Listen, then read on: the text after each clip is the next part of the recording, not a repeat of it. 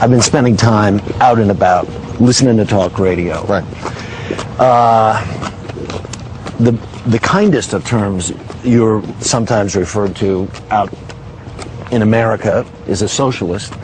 The worst of which I've heard is called a Nazi. Are you aware of the level of enmity that crosses the airwaves and that people have made part of their daily conversation about you? We interrupt this boring news broadcast to bring you something vastly more interesting. Hey, Joe Liberty here. So Harry Smith says that he's been listening to talk radio on the AM stations and hearing some things that kind of concern him. A couple of those being calling Obama a socialist or even a Nazi. So in typical hard-hitting news fashion, Harry Smith doesn't ask Obama about his socialist policies, but rather asks him if he's surprised that people are complaining about him being a socialist. That's like asking Tiger Woods if he's aware that people are talking about the fact he cheated on his wife. And the president basically gives 7 responses that I like to call the 7 simple statements of non-denial. It's troublesome. It's troublesome.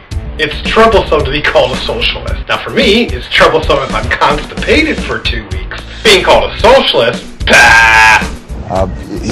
Keep in mind that there have been periods in American history where this kind of vitriol comes out. There are periods in American's history when this kind of vitriol comes out. Yeah, how about the 8 years before he was president? Maybe he can say he inherited the vitriol. It happens often when you've got an economy that is making people more anxious and people are feeling as if there's a lot of change that needs to take place. It's the economy, stupid. That's why people are calling me a socialist. I mean, if people actually had jobs, they wouldn't have a chance to listen to talk radio and they wouldn't be paying attention to all that I'm doing to ruin the country. But that's not the vast majority of Americans. That's not what the vast majority of Americans are saying. The majority of Americans, yes. Vast majority, no. When you actually ask, well, this is based on what? This notion that Obama's a socialist, for example. Nobody can really give you a good answer. Nobody can give a good reason why he's a socialist. Is the president really that uninformed that he doesn't think we can't find out what socialism is?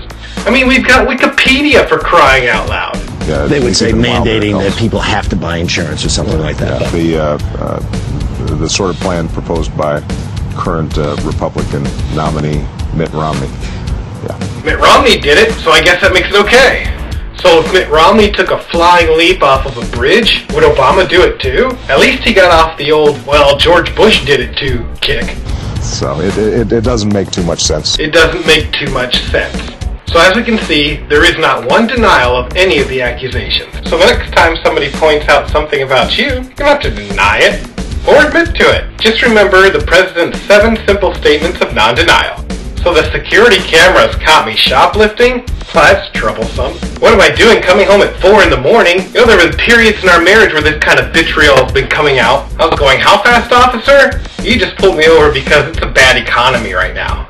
Seriously, officer, the vast majority of people don't think 20 miles over the speed limit is speeding.